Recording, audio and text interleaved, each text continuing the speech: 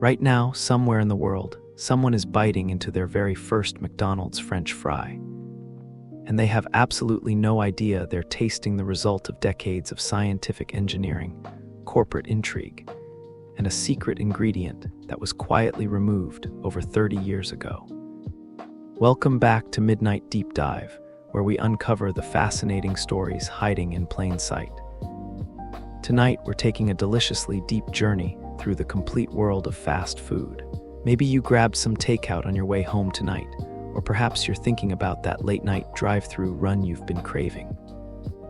Whatever brought you here, I'd love to hear about your own fast food memories, so drop them in the comments below. Now, find your most comfortable spot. Maybe brew some tea or grab your favorite midnight snack.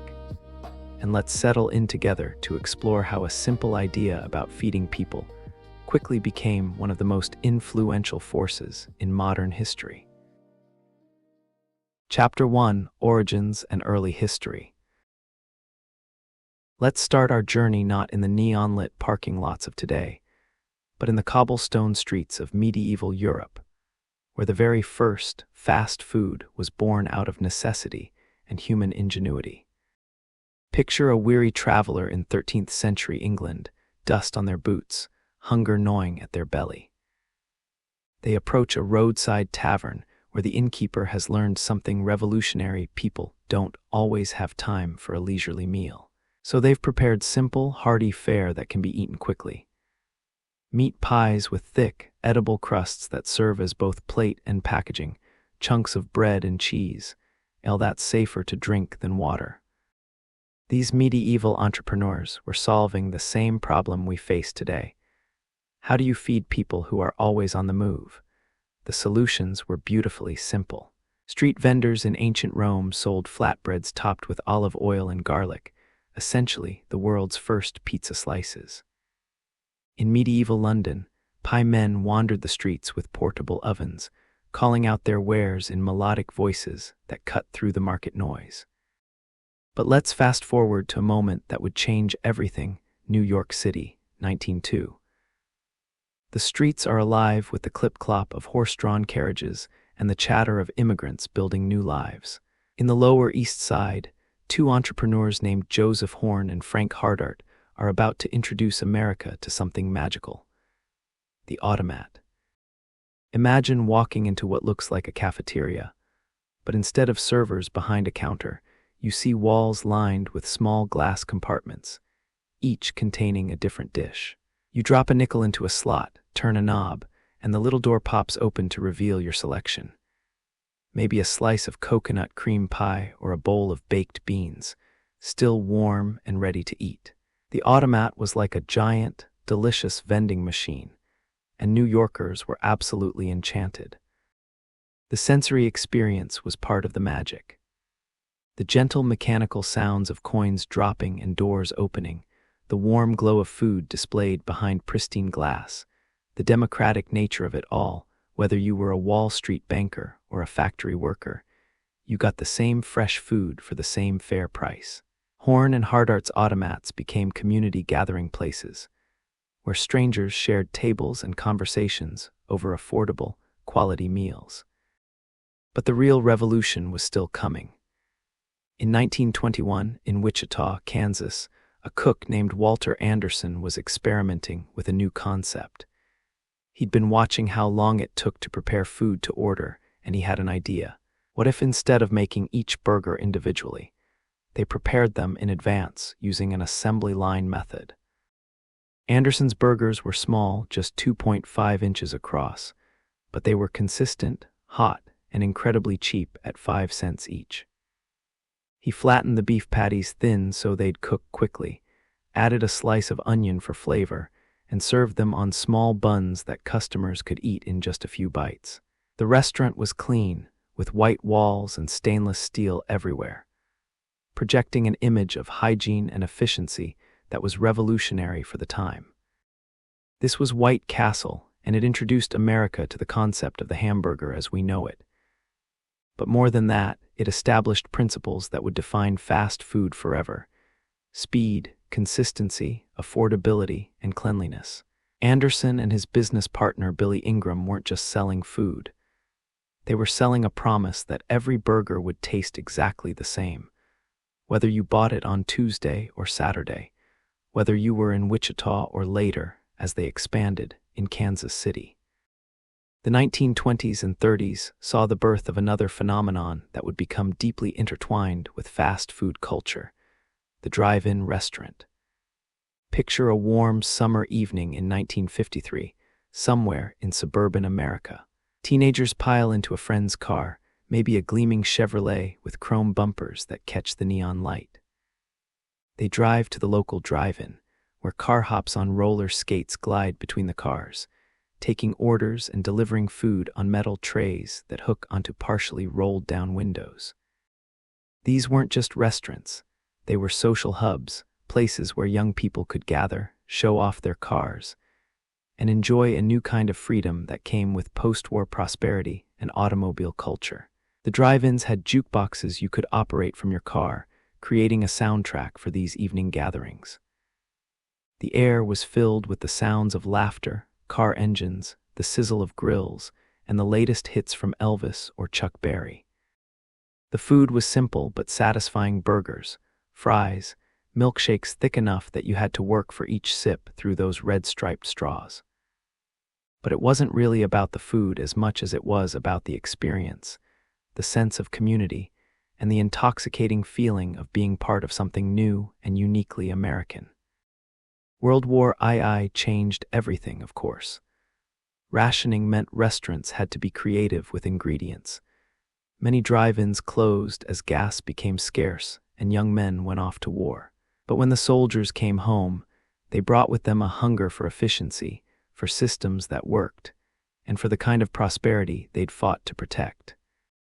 The stage was set for the golden age of fast food, where a few visionary entrepreneurs would take these early concepts and scale them into the global empire we know today. But that's a story for our next chapter, where we'll meet a traveling salesman named Ray Kroc, who would change the world with a simple observation about consistency and quality control. Chapter 2: The Golden Age of Innovation. The year is 1954, and a middle-aged traveling salesman named Ray Kroc is driving through the California desert, his car loaded with milkshake machines. He's been on the road for decades, selling everything from paper cups to real estate, but he's never seen anything quite like what he's about to encounter in San Bernardino. Kroc pulls up to a small octagonal building with red and white tiles, and he's immediately struck by something unusual. There's a line of customers, but they're not waiting long. In fact, people are getting their food in less than a minute. He orders a hamburger, fries, and a shake, and as he takes that first bite, he experiences what he'll later describe as a revelation. The burger tastes exactly like he imagined it would: perfectly seasoned, consistent, reliable. But Ray Kroc wasn't just tasting a burger. He was witnessing the McDonald brothers' Speedy system, a revolutionary approach to food service that applied assembly line principles to cooking. In the kitchen, one person only grilled patties, another only dressed buns, someone else only worked the fryer. Each burger was identical: a quarter-pound patty, special sauce, lettuce, cheese, pickles, onions on a sesame seed bun. Wait, that's a different story. The McDonald's version was simpler, but no less revolutionary. Mustard, ketchup, onions, and pickles, every single time. The sensory experience of a 1950s McDonald's was unlike anything customers had encountered. The kitchen was visible through large windows, so you could watch the ballet of food preparation, the rhythmic flipping of burgers, the precise timing of fries being lifted from hot oil, the satisfying snap of milkshake machine handles being pulled. Everything was choreographed for maximum efficiency. Kroc saw beyond the hamburgers to the system itself. He understood that what the McDonald brothers had created wasn't just a restaurant. It was a replicable business model that could be franchised across the country. But first, he had to convince them to let him be the one to do it. The negotiations weren't easy. Dick and Mac McDonald were content with their successful single location. They'd tried franchising before with mixed results, but Kroc had a vision that went far beyond what they'd imagined. He wasn't just selling hamburgers. He was selling the American dream itself, wrapped in a consistent, reliable experience that would be the same whether you were in Des Plaines, Illinois, or Des Moines, Iowa. The first franchised McDonald's opened on April 15, 1955, in Des Plaines, a Chicago suburb. Kroc obsessed over every detail. The tiles had to be exactly the right shade of red. The golden arches, originally functional elements that held up the building's roof, had to be precisely positioned for maximum visual impact. Even the landscaping was specified down to the type of grass that should be planted. But Kroc's true genius wasn't in the details. It was in creating Hamburger University, McDonald's training facility where franchisees learned not just how to flip burgers, but how to maintain the exacting standards that would make every McDonald's location feel familiar and trustworthy. Students learned the proper way to clean a milkshake machine, a 37-step process, how to achieve the perfect golden color on French fries, and most importantly, how to treat customers with the kind of friendly efficiency that would keep them coming back. While McDonald's was perfecting the art of the hamburger, down in Kentucky, a 65-year-old man named Harlan Sanders was experimenting with a different kind of fast food revolution. Sanders had been cooking chicken for travelers at his gas station restaurant since the 1930s, but he'd grown frustrated with how long it took to fry chicken properly. Usually 25 to 30 minutes, which was far too long for hungry customers in a hurry. Then Sanders discovered the pressure cooker. By cooking chicken under pressure, he could reduce the cooking time to just 8 to 10 minutes while sealing in flavors and creating that distinctive crispy coating. But the real secret was his blend of 11 herbs and spices, a recipe he'd developed through years of experimentation and which he guarded more carefully than state secrets. The Colonel, as he became known after being made a Kentucky colonel by the governor, had a theatrical flair that was perfect for the emerging fast food industry. His white suit, string tie, and goatee became as recognizable as any corporate logo. When he traveled to potential franchise locations, he'd cook his chicken right there in the restaurant, letting the aroma fill the air and convince skeptical restaurant owners to try his method. The sensory appeal of Kentucky Fried Chicken was undeniable. That first crack as you bit through the seasoned coating, the way the steam rose from the tender meat inside, the satisfying contrast between the crispy exterior and juicy interior. Sanders had created something that appealed to all the senses. And unlike hamburgers, fried chicken felt like a meal that could bring families together. Something special enough for Sunday dinner, but convenient enough for a busy weeknight. The 1960s brought what marketing experts would later call the Burger Wars, an escalating competition between McDonald's, Burger King, Wendy's, and others that would drive innovation and expansion at a breakneck pace. Each chain fought to differentiate itself with signature items and memorable slogans. Burger King, founded in 1954 as Insta Burger King, positioned itself as the place where you could have it your way, a direct challenge to McDonald's rigid consistency. Their Whopper, introduced in 1957, was bigger than McDonald's burgers and flame-broiled rather than fried on a griddle, creating a distinctive smoky flavor that loyal customers swore by. Wendy's, founded by Dave Thomas in 1969, took a different approach. Thomas, who had learned the business working for KFC, focused on higher quality ingredients and a more adult-oriented menu. Wendy's square patties weren't just a marketing gimmick. They actually hung over the edges of the bun, creating the visual impression of getting more meat for your money. And their frosty dessert, served at the perfect temperature to be thick enough to eat with a spoon but soft enough to drink through a straw, became an instant classic. But perhaps the most ambitious expansion came from a different direction entirely. Glenn Bell, a California entrepreneur, was watching the success of hamburger chains and wondering if Americans might be ready for something different. In 1962, he opened the first Taco Bell in Downey, California, introducing most Americans to their first taste of Mexican-inspired fast food. Bell's challenge was enormous. How do you convince people to try something completely unfamiliar? His solution was brilliant in its simplicity. He made Mexican food approachable by adapting it to American tastes and fast food expectations. His tacos used preformed hard shells that could be filled quickly and consistently. His seasoning blends were milder than authentic Mexican spices, but still exotic enough to feel adventurous.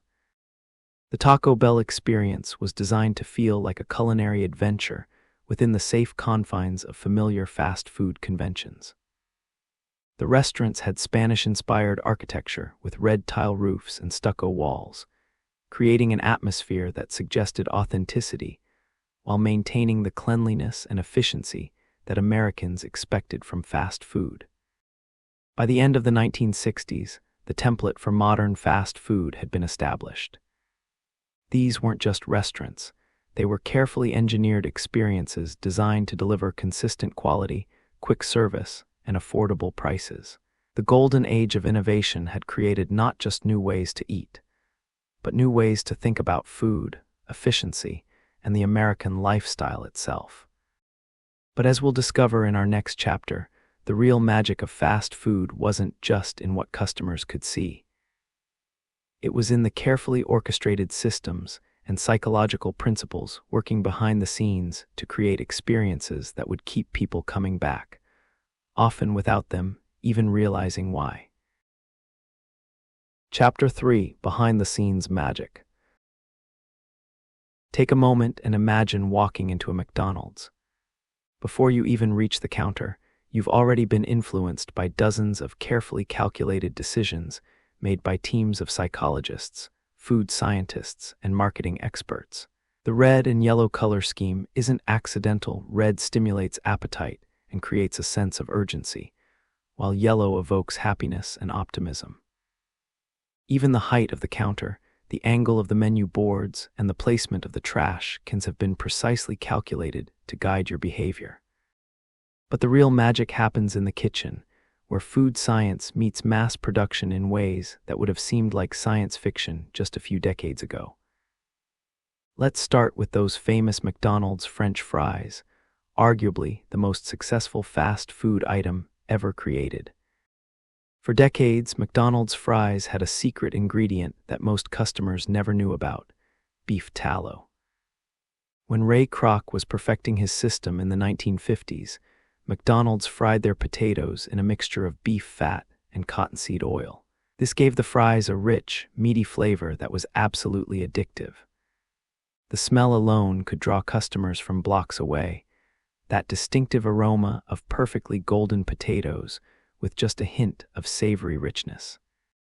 The process began with russet Burbank potatoes, chosen specifically for their length, low sugar content, and consistent texture. These potatoes were cut into precise strips, not too thick, not too thin, and then partially cooked at the supplier's facility. This pre-cooking process, called blanching, removed excess sugars and created the perfect texture: crispy outside, fluffy inside. But in 1990, everything changed. Facing pressure from health advocates about the saturated fat content of beef tallow, McDonald's switched to vegetable oil. The company spent millions of dollars trying to recreate that distinctive flavor, eventually settling on a complex mixture of oils and natural flavor, which ironically still contains beef extract, making the fries unsuitable for vegetarians despite being cooked in vegetable oil. The sensory experience of eating a McDonald's fry from the beef tallow era was something special. The first bite would crack audibly, releasing steam and that unmistakable aroma. The exterior was golden and crispy, while the interior was light and fluffy.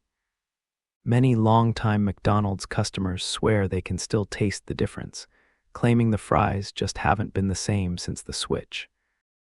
The engineering that goes into maintaining consistency across thousands of locations is mind-boggling. McDonald's has developed precise specifications for everything. The oil temperature 345 degrees F, the frying time 3 minutes and 10 seconds, even the size of the salt crystals and how they should be applied.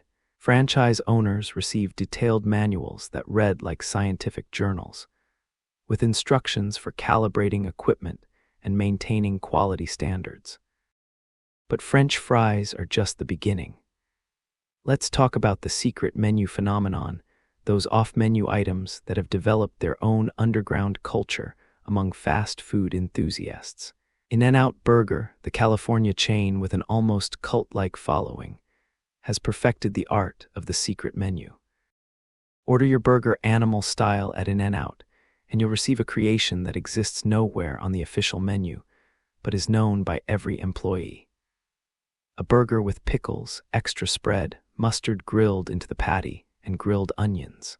The 4x4 is 4 beef patties and 4 slices of cheese, a towering creation that tests the structural integrity of both the bun and your jaw. There's even a Flying Dutchman, just 2 beef patties and 2 slices of cheese, no bun, for customers following low-carb diets. These secret menus create a sense of insider knowledge, a feeling that you're part of an exclusive club that knows the real way to order. It's brilliant marketing disguised as customer service, making people feel special while encouraging them to visit more frequently to explore all the hidden options. The psychology extends to every aspect of the fast food experience. Drive-through design, for example, is a science unto itself. The optimal angle for the menu board is 10 degrees, tilted slightly toward the driver. The distance from the menu to the ordering speaker is precisely calculated to give customers just enough time to read the options, but not so much time that they overthink their decision. Even the voice you hear taking your order has been carefully considered. Many chains train their employees to speak at a specific pace and tone, friendly but efficient, clear but not rushed. Some locations use headsets that slightly amplify certain frequencies to make the employee's voice sound more pleasant and easier to understand. The drive-through timer systems create their own fascinating dynamic. Employees know their service times are being monitored down to the second, creating a kind of friendly competition to see who can maintain the fastest times while still providing good service. The goal is usually to have cars moving through in under 90 seconds, which requires an incredible level of coordination between order taking, food preparation, and payment processing. Inside the restaurant, even the seating has been engineered to encourage specific behaviors.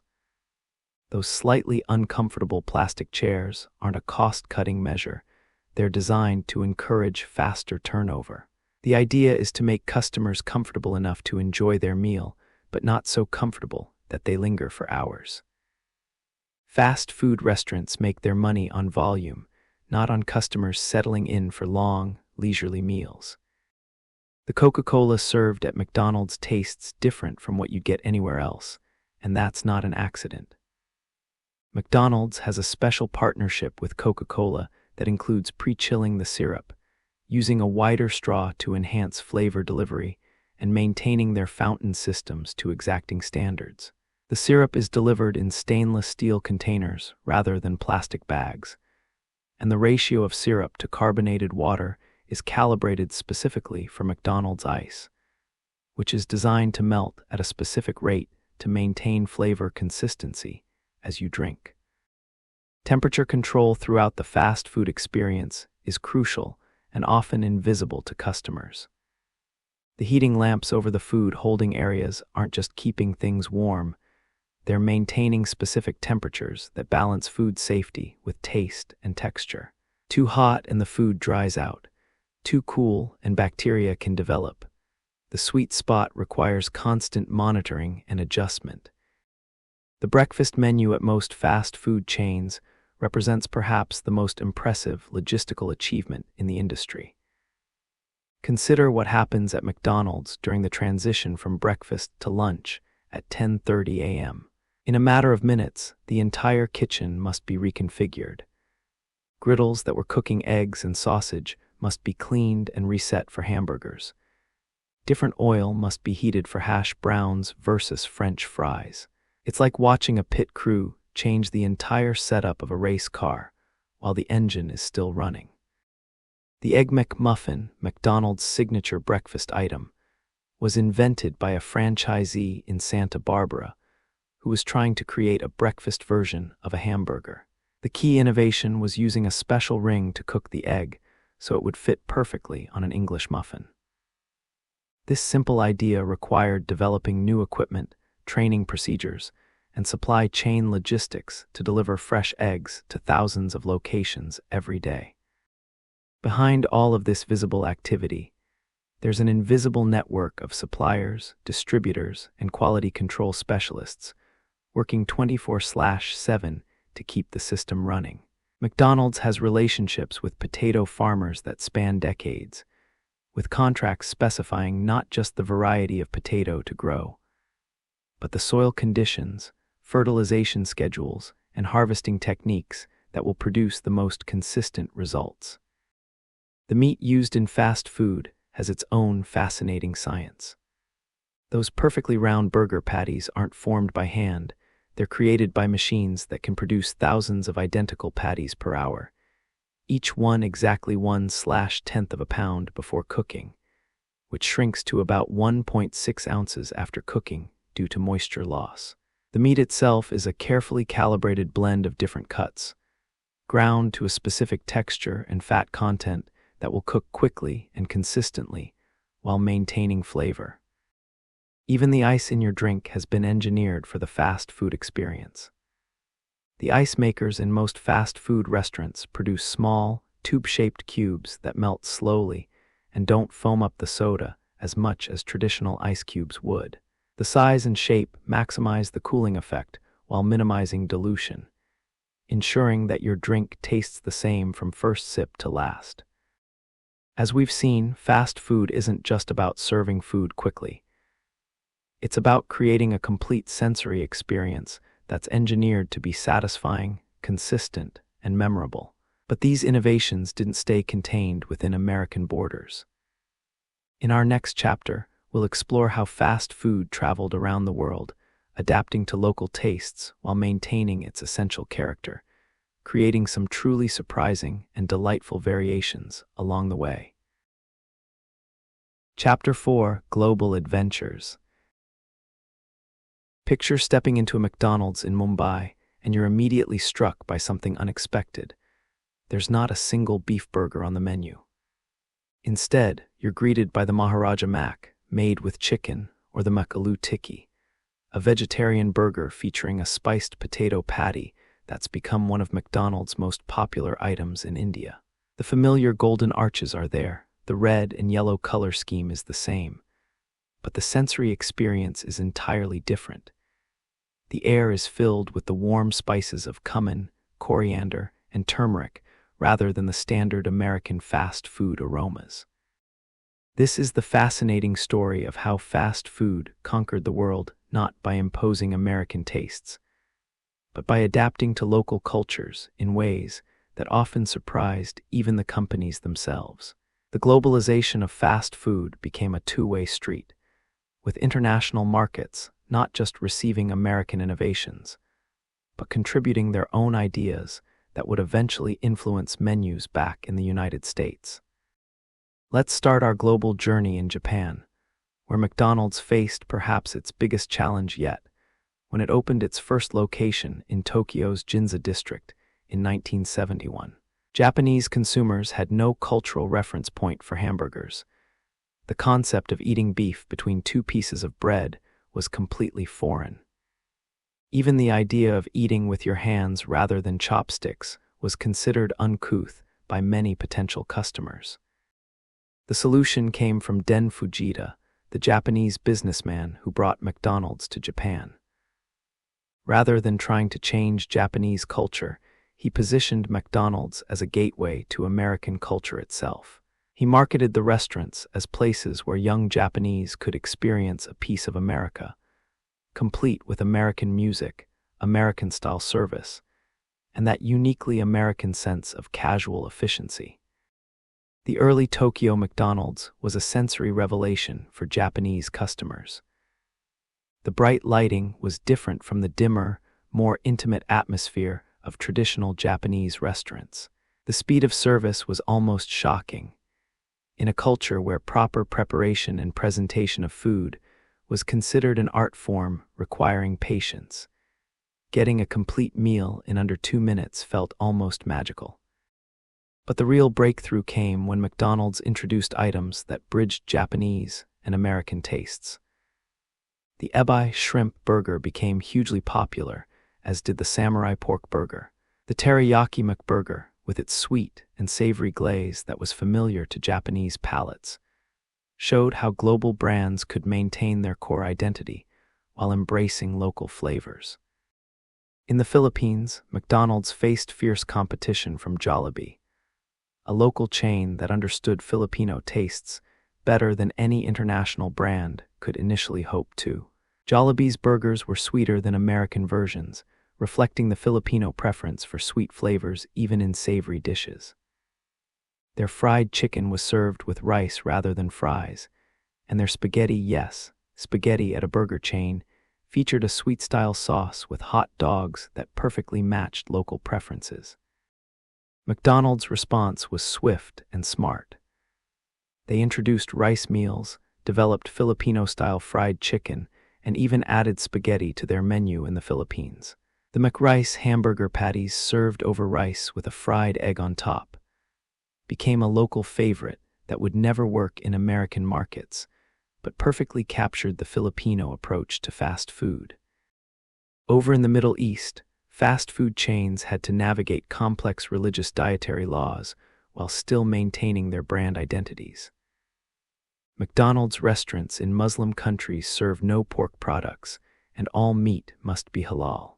But rather than seeing this as a limitation, creative menu developers turned it into an opportunity for innovation. The McArabia, served in Middle Eastern McDonald's locations, wraps traditional Big Mac ingredients in Arabic bread instead of a bun. The result is something that feels both familiar and authentically local.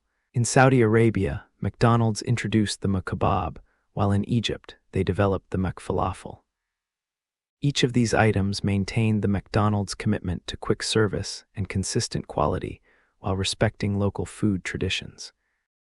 Perhaps the most dramatic fast food adaptation happened in India, where McDonald's had to completely reimagine its identity.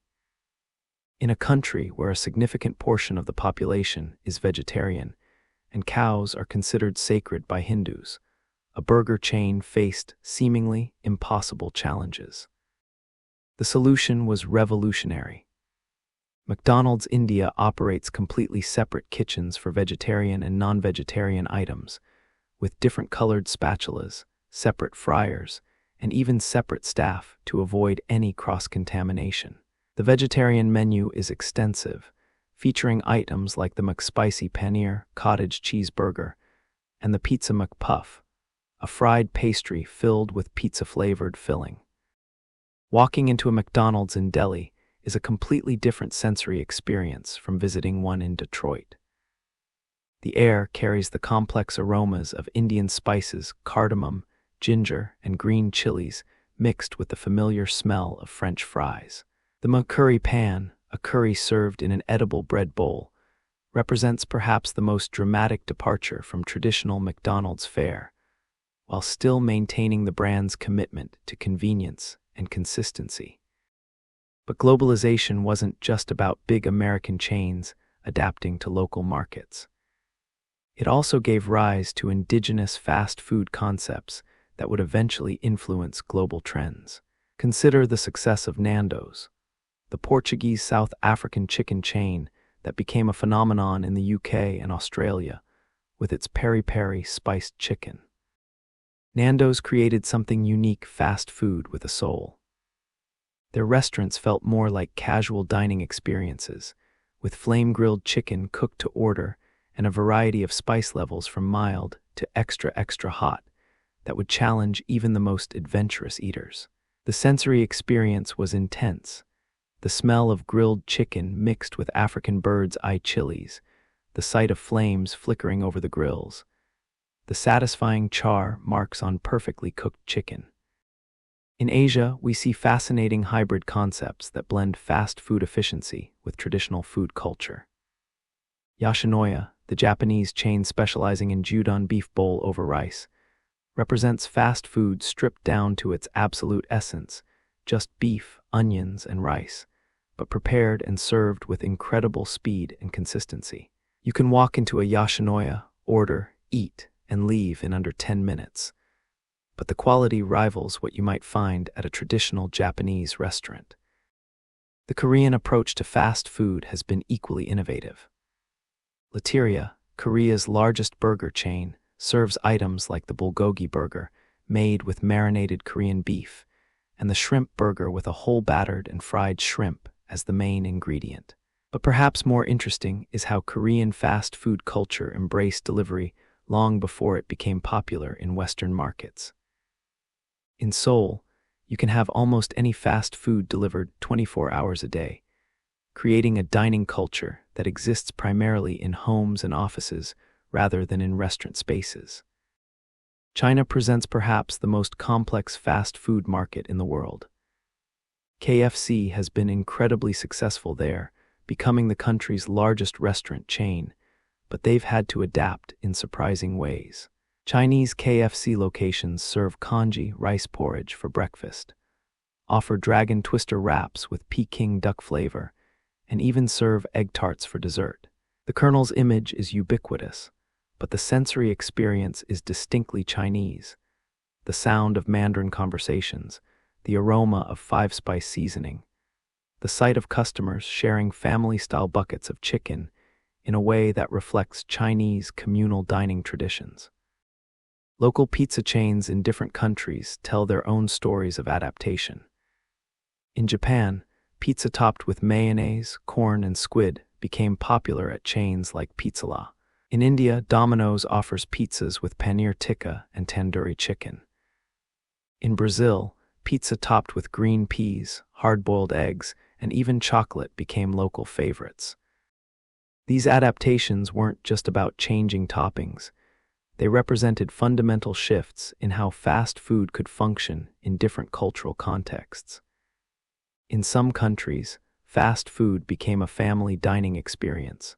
In others, it remained primarily focused on individual quick meals. Some cultures embraced the American model of eating with your hands, while others insisted on utensils and more formal service.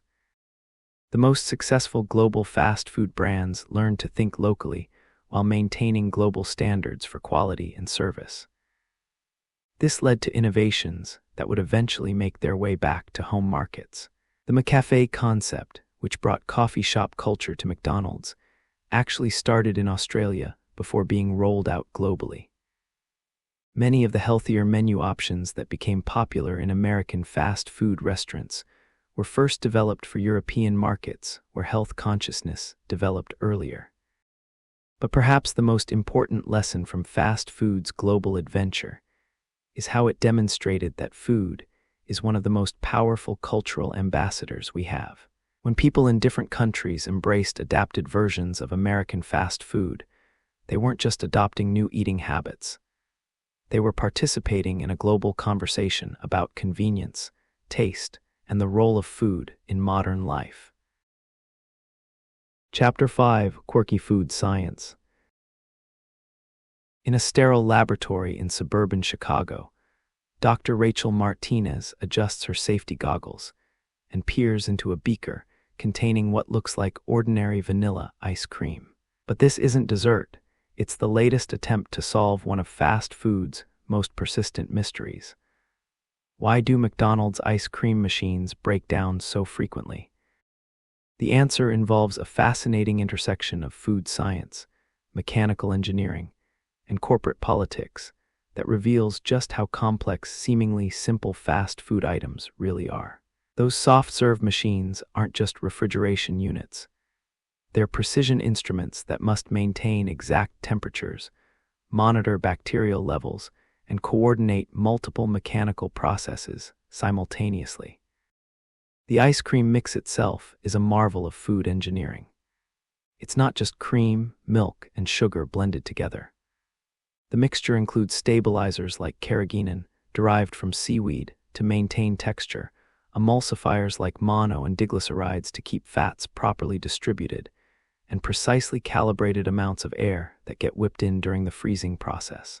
Too little air and the ice cream is too dense. Too much and it feels cheap and insubstantial. The machines that produce this perfect soft serve must heat the mix to pasteurization temperatures, then cool it to exact serving temperature while continuously churning to incorporate air and prevent ice crystals from forming. The margin for error is incredibly small. A variation of just a few degrees can result in either liquid soup or solid ice. But let's step back and explore the broader world of fast food science, starting with perhaps the most analyzed item in culinary history, the McDonald's French fry. We touched on the beef tallow story earlier, but the current fry represents decades of food science innovation that most customers never think about. It begins with potato selection. Not just any potato will do. McDonald's requires russet Burbank potatoes that meet specific standards for length, sugar content, and starch composition. These potatoes must be stored under controlled conditions to prevent the sugars from converting to starch, which would result in fries that don't achieve the proper golden color when cooked. The cutting process itself is engineered for consistency. Industrial cutting machines slice thousands of potatoes per hour into strips that are precisely 1/4 inch by 1/4 inch in cross-section. The length varies, but each fry must fall within specified parameters to ensure uniform cooking times. Then comes the blanching process, where cut potatoes are partially cooked in water heated to exactly 170 degrees F for precisely 7 minutes. This removes excess sugars, begins the starch gelatinization process, and creates the foundation for that perfect texture contrast between crispy exterior and fluffy interior. After blanching, the fries are dried using heated air circulation systems, then frozen using liquid nitrogen or blast freezers that can drop the temperature to -10 degrees F in minutes. This rapid freezing prevents large ice crystals from forming, which would damage the cellular structure and result in mushy fries. The natural flavor that replaced beef tallow is itself a complex mixture developed in flavor laboratories. Food scientists analyzed the original beef tallow fries to identify the specific compounds that created their distinctive taste, then worked to recreate those flavors using plant-based ingredients. The result includes hydrolyzed wheat and milk proteins that provide savory notes, along with various oils and natural extracts. Even the salt used on McDonald's fries has been specially designed. It's not just table salt, it's a specific blend with crystals sized and shaped to adhere properly to the fry's surface, while dissolving at the right rate to provide consistent flavor throughout eating. The cooking process at individual restaurants involves oil heated to exactly 345 degrees F, maintained by computerized systems that monitor temperature continuously. The fries cook for 3 minutes and 10 seconds, then must be served within 7 minutes to maintain optimal quality. After 7 minutes, they're supposed to be discarded, though the reality of this policy varies by location and management. Burger construction represents another fascinating area of food science. That perfectly round McDonald's patty isn't formed by hand. It's created by machines that can produce thousands per hour, each one exactly 1.6 ounces, and formed to precise specifications that ensure even cooking. The meat itself is a carefully calibrated blend of different cuts, typically chuck, round, and sirloin, ground to a specific texture that provides the right balance of flavor, juiciness, and structural integrity. The fat content is precisely controlled, too little, and the burger is dry, too much, and it doesn't hold together properly. The seasoning blend applied to burgers is distributed using specialized equipment that ensures every patty receives exactly the same amount of salt and pepper. Even this simple step involves food science. The particle size of the seasonings, the timing of application, and the method of distribution all affect the final flavor. Bun production is equally scientific. Those soft, slightly sweet hamburger buns are engineered to have specific moisture content, density, and structural properties. They must be soft enough to bite through easily, but strong enough to hold a fully loaded burger without falling apart. The bottom bun is often slightly thicker than the top to provide structural support. The special sauce on a Big Mac has been reverse-engineered by food scientists and enthusiasts countless times. But McDonald's version involves precise ratios of mayonnaise, sweet pickle relish, yellow mustard, white wine vinegar, garlic powder, onion powder, and paprika. The consistency must be exactly right, thick enough not to run off the burger, but thin enough to spread evenly during assembly. Quality control in fast food involves testing that would surprise most customers. Major chains employ food scientists who regularly visit suppliers, conduct laboratory tests on ingredients, and monitor everything from the pH levels of pickles to the moisture content of lettuce. The development of new menu items is a years-long process involving multiple rounds of testing. When Taco Bell developed their Crunchwrap Supreme, food scientists had to engineer a folding technique that would keep the crispy tostada shell in the center from breaking during assembly, while ensuring the soft tortilla could be folded without tearing and would stay closed during eating. The quest for the perfect chicken nugget has driven decades of innovation in food processing. Those bite-sized pieces aren't just chunks of chicken breast. They're precisely formed mixtures of white and dark meat, ground to specific textures and held together with binding agents. The breading must adhere properly during the pre-cooking process, maintain its crispiness after freezing and reheating, and provide the right flavor and texture contrast with the meat inside. Temperature management throughout the fast food supply chain involves sophisticated cold chain logistics. From the moment ingredients leave processing facilities until they reach customers' hands, temperatures are monitored and controlled. Trucks have multiple temperature zones for different products. Restaurants have alarm systems that alert managers if coolers malfunction. And even the warming trays that hold prepared food are calibrated to maintain specific temperatures that maximize both safety and quality. The science extends to packaging design. Those McDonald's fries containers aren't just paper formed into a convenient shape. They're engineered to maintain optimal temperature and texture for as long as possible. The paper is treated to be grease-resistant, but not completely moisture-proof, allowing just enough ventilation to prevent sogginess while retaining heat. Drink formulation represents another area of hidden complexity. The Coca-Cola served at McDonald's tastes different from canned Coke because it's formulated specifically for McDonald's ice and serving conditions. The syrup concentration is adjusted to account for ice melting, and the carbonation level is calibrated for the specific dispensing equipment McDonald's uses. Even something as simple as ketchup involves food science. Fast food ketchup is formulated to have specific viscosity, thick enough to stay on fries and burgers, but thin enough to dispense easily from packets or pumps.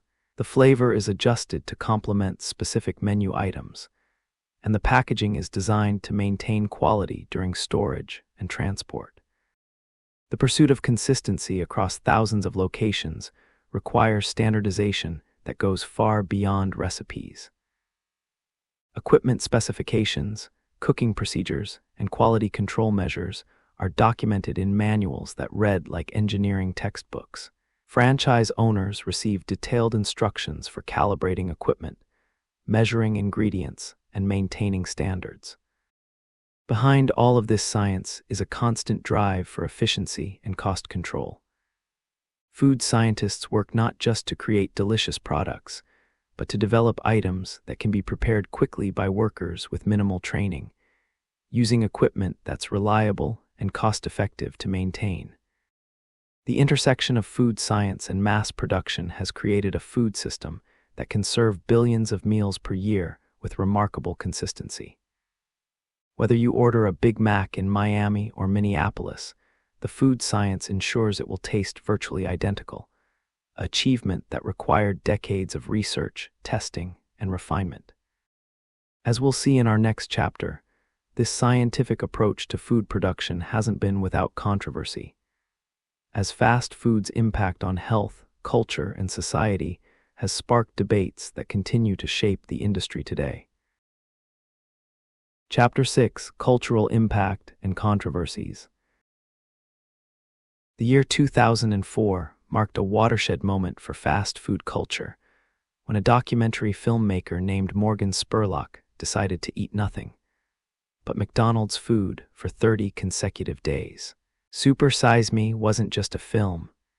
It was a cultural phenomenon that forced millions of people to confront uncomfortable truths about the food they'd been consuming without much thought. Spurlock's experiment was designed to be extreme, but the results were genuinely shocking. In just 30 days of eating exclusively McDonald's meals, always supersizing when offered, he gained 24.5 pounds, experienced mood swings, sexual dysfunction, and liver damage that concerned his doctors. The film's most memorable moment might have been Spurlock vomiting after consuming his first super-size meal, his body literally rejecting the massive quantities of fat, sodium, and calories. But beyond the physical transformation, Super Size Me captured something deeper about America's relationship with fast food. The sensory experience of watching Spurlock force down meal after meal, the wet sounds of chewing, the visible discomfort, the mounting pile of empty containers, created a visceral reaction in audiences who suddenly saw their own eating habits reflected back at them in disturbing ways. The film's impact was immediate and lasting. McDonald's discontinued the super size option within months of the film's release, though they claimed the decision was unrelated. Other chains began adding salads and healthier options to their menus. The documentary sparked a broader conversation about personal responsibility, corporate accountability, and the role of fast food in America's obesity epidemic. Fast food had been woven into American culture so thoroughly that criticizing it felt almost like criticizing America itself. The industry represented innovation, efficiency, capitalism, and consumer choice, fundamental American values. But it also represented something darker: the prioritization of convenience over nutrition, profit over public health, and speed over sustainability. The cultural significance of fast food extends far beyond nutrition concerns. These restaurants became gathering places, symbols of economic success, and markers of cultural change. When the first McDonald's opened in Moscow in 1990, the lines stretched for blocks. Not just because people were curious about American food, but because fast food restaurants represented freedom, prosperity, and connection to the wider world. The sensory memory of that Moscow McDonald's opening day is remarkable. The sounds of Russian voices mixing with the familiar sizzle of grills. The sight of people in heavy winter coats examining hamburgers with the intensity of anthropologists. The aroma of French fries filling a space that had never smelled anything like it before. For many customers, it was their first taste of capitalism itself. But fast food's cultural impact hasn't been universally positive. The standardization that made global expansion possible also contributed to the homogenization of local food cultures. When McDonald's opens in a new city, it doesn't just bring hamburgers. It brings American-style service, American portion sizes, and American ideas about what constitutes a meal. In France, where meals are traditionally leisurely social events, the introduction of fast food represented a fundamental challenge to cultural values. The French term malbouffe, literally bad food, became synonymous with fast food, and the concept of eating quickly while standing or walking was seen as almost barbaric by many French people.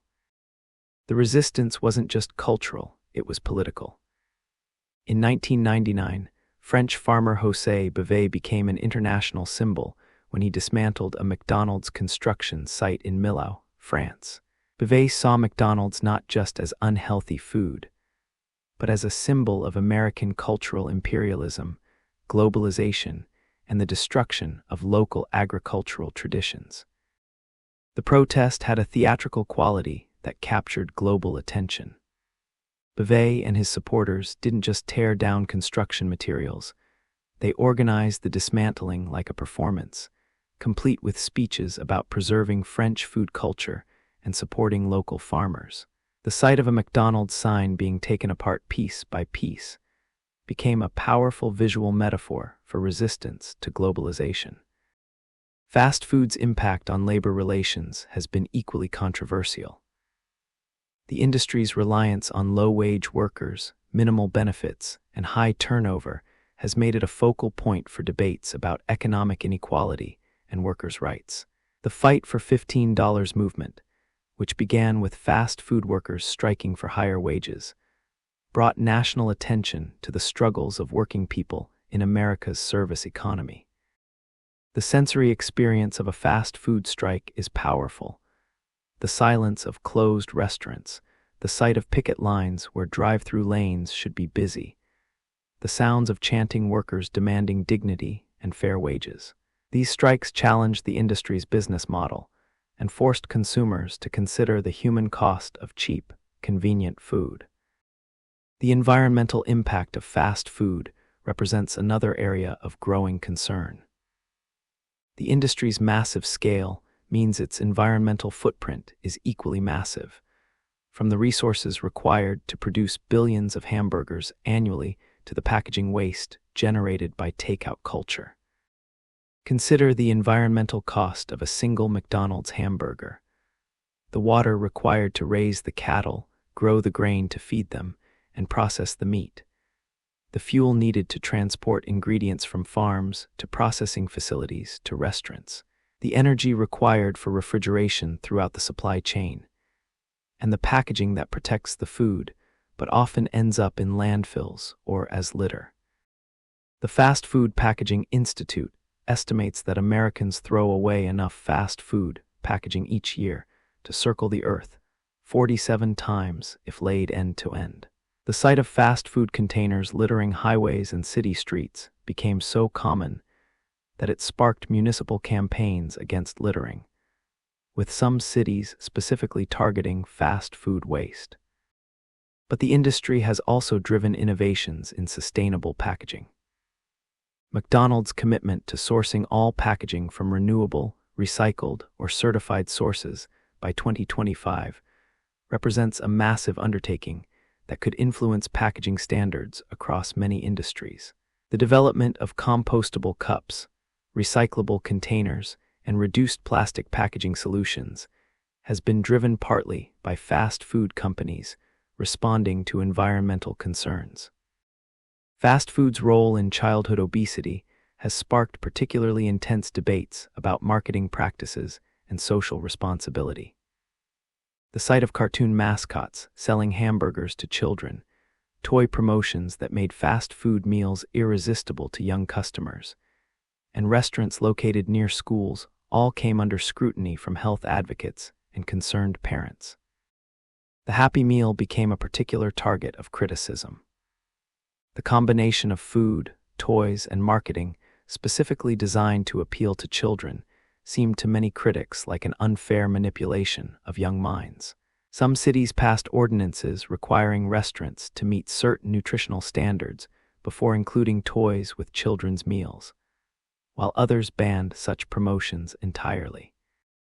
McDonald's response was to gradually reformulate Happy Meals, adding apple slices, reducing fry portions, and offering milk or water instead of soda. But critics argued these changes were largely cosmetic, that a Happy Meal with apple slices was still fundamentally a marketing tool designed to create lifelong fast food customers. The cultural debate over fast food reflects deeper anxieties about modern life itself. Fast food represents efficiency over tradition, convenience over quality, global standardization over local diversity. For some, these trade-offs are worthwhile. Fast food provides affordable nutrition, creates jobs, and gives busy families convenient meal options. For others, these same qualities represent everything wrong with modern consumer culture. The portrayal of fast food in popular culture has evolved from celebration to critique. Early McDonald's advertisements emphasized the wholesome, all-American nature of their restaurants. By the 2000s, fast food was more likely to appear in movies and television as a symbol of social problems. Think of the dystopian future restaurant in Idiocracy, or the corporate villains in Fast Food Nation. Yet fast food culture has also produced genuine innovations and positive cultural contributions. The efficiency principles developed by fast food companies have been adopted across many industries. The emphasis on customer service, cleanliness, and consistency raised standards throughout the restaurant industry. The careers and opportunities created by fast food companies have provided economic mobility for millions of workers.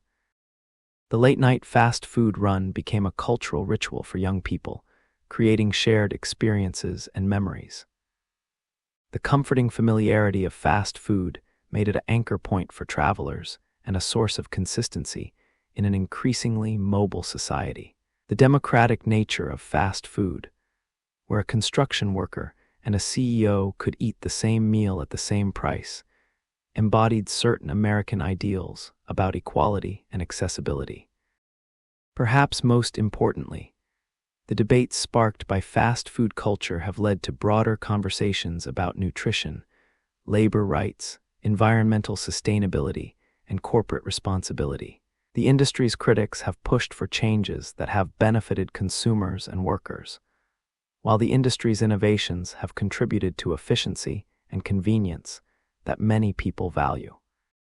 As we'll see in our final chapter, fast food continues to evolve in response to changing consumer preferences, technological innovations, and social pressures, suggesting that this cultural conversation is far from over. Chapter 7: Modern Evolution. Picture walking into a McDonald's in 2025, and you might not immediately recognize what you're seeing.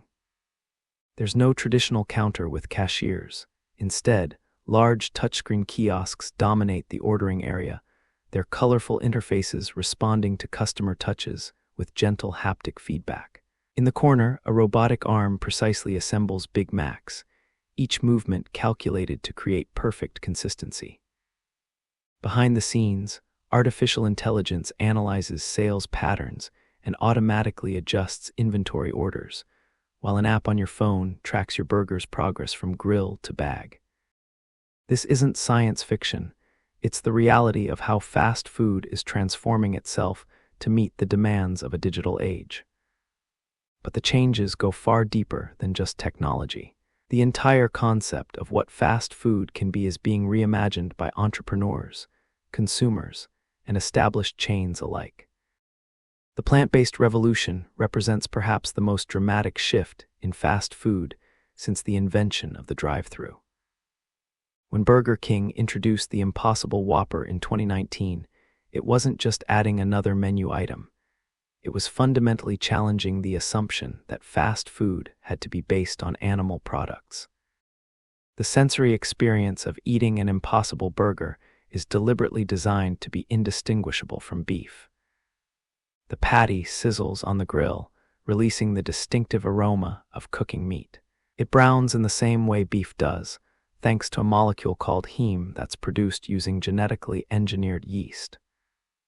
When you bite into it, the texture, the juiciness, even the way it feels between your teeth, has been engineered to match the experience of eating a traditional burger. But the Impossible Burger represents more than just food science. It represents a fundamental shift in consumer values. Environmental consciousness, animal welfare concerns, and health considerations have created demand for alternatives that previous generations of fast food customers never requested. The sight of vegetarians and vegans enthusiastically eating at Burger King would have seemed impossible just a few years ago.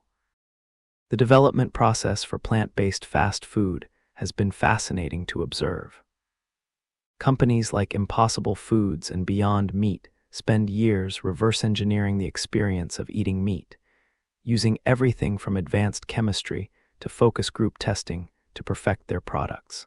They analyze the molecular structure of animal proteins, study how fats render during cooking, and even research the psychology of meat cravings.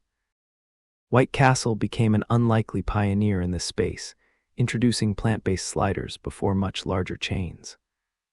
The contrast was striking. America's oldest fast food chain, known for its tiny beef burgers, suddenly offering high-tech plant-based alternatives. The juxtaposition captured the industry's evolution perfectly.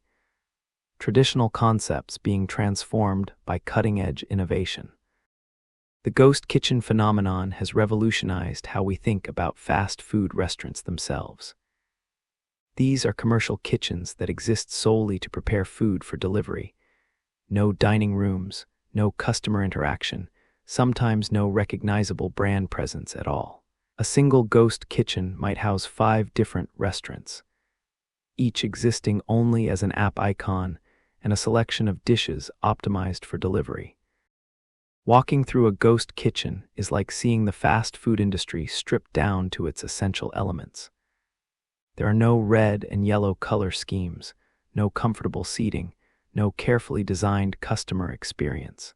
Instead, there are rows of cooking equipment, bags of prepared food waiting for drivers, and screens displaying endless streams of digital orders. The sensory experience is purely functional: the hum of refrigeration, the beep of timers, the rustle of packaging materials. But this apparent sterility masks incredible innovation. Ghost kitchens can test new concepts with minimal investment, serve multiple customer segments from the same location, and optimize their operations purely for efficiency, without worrying about creating an appealing dining environment. Some ghost kitchens change their entire menu based on data analysis, becoming completely different restaurants if demand patterns shift. The rise of delivery apps like DoorDash, Uber Eats, and Grubhub has fundamentally altered the fast food experience. Food that was designed to be eaten immediately after preparation now sits in insulated bags during transport, requiring reformulation of recipes and packaging to maintain quality during delivery. French fries, the crown jewel of fast food, have proven particularly challenging for delivery.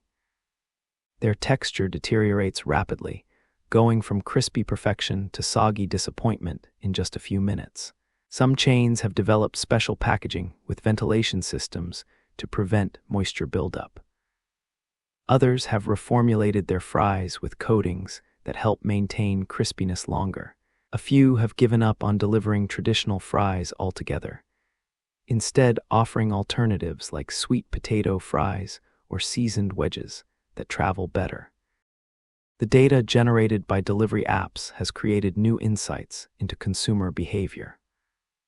Restaurants can now see exactly which items are most popular at different times of day, in different neighborhoods, and during different weather conditions. This information is being used to optimize menus, adjust pricing, and even decide where to locate new restaurants. Artificial intelligence is being integrated into fast food operations in ways that would have seemed like magic just a few years ago. Drive-through voice recognition systems can take orders without human intervention, though they still struggle with accents, background noise, and complex customizations. Kitchen management systems use AI to predict demand and coordinate cooking times, so that all items in an order are ready simultaneously. Some chains are experimenting with AI-powered cameras that can identify food quality issues, overcooked fries, improperly assembled burgers, or ingredients that don't meet visual standards.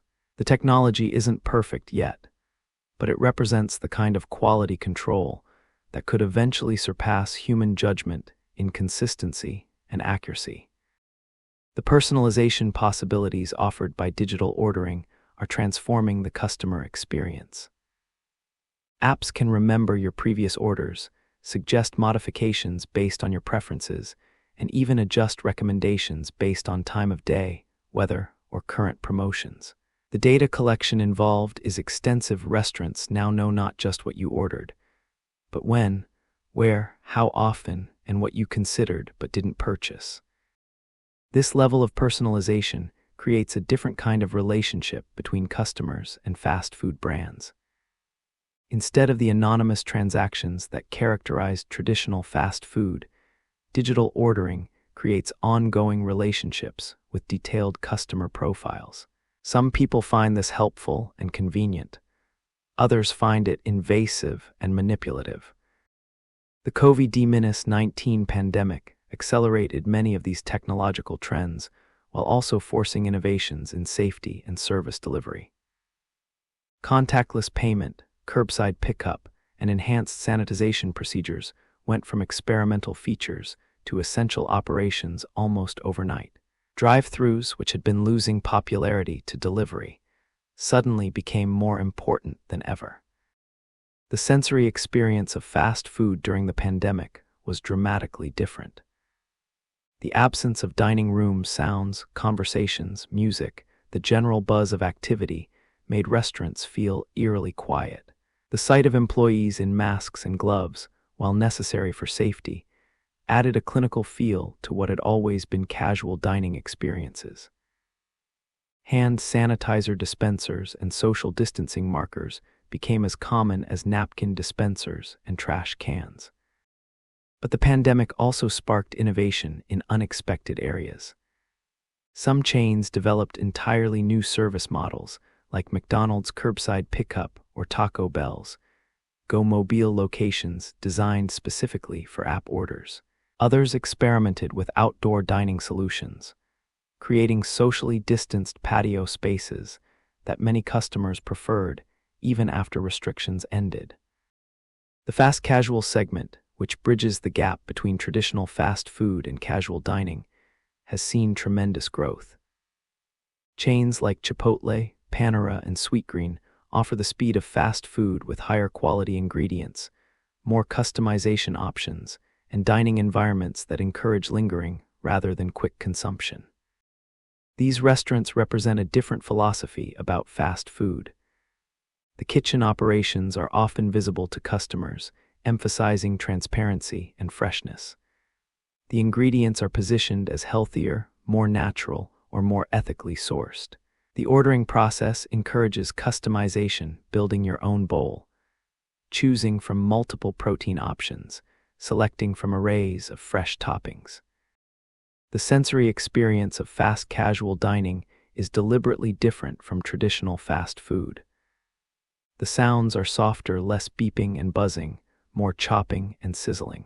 The aromas are more complex, featuring fresh herbs, grilled vegetables, and varied spices, rather than the standardized smell of conventional fast food. The visual presentation emphasizes the freshness and variety of ingredients rather than the consistency of finished products.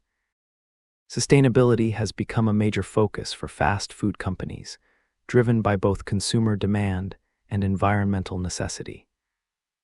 McDonald's commitment to net zero emissions by 2050 represents a massive undertaking that requires changes throughout their supply chain. Sourcing sustainable beef, reducing packaging waste, and transitioning to renewable energy are all part of this effort. Some of these sustainability initiatives are visible to customers: recyclable packaging, plant-based menu options, and energy-efficient restaurant designs. Others happen behind the scenes, working with suppliers to reduce agricultural emissions, optimizing delivery routes to minimize fuel consumption, and implementing food waste reduction programs. The labor challenges facing fast food have intensified with changing demographics and economic conditions. Many chains are struggling to maintain adequate staffing levels, leading to increased automation, higher wages, and improved benefits. Some locations have shortened operating hours or limited services, due to staffing shortages. This labor shortage has accelerated automation adoption. Self-service kiosks, automated beverage dispensers, and even robotic food preparation systems are becoming more common. The goal isn't necessarily to eliminate human workers entirely, but to allow existing staff to focus on tasks that require human judgment and customer interaction.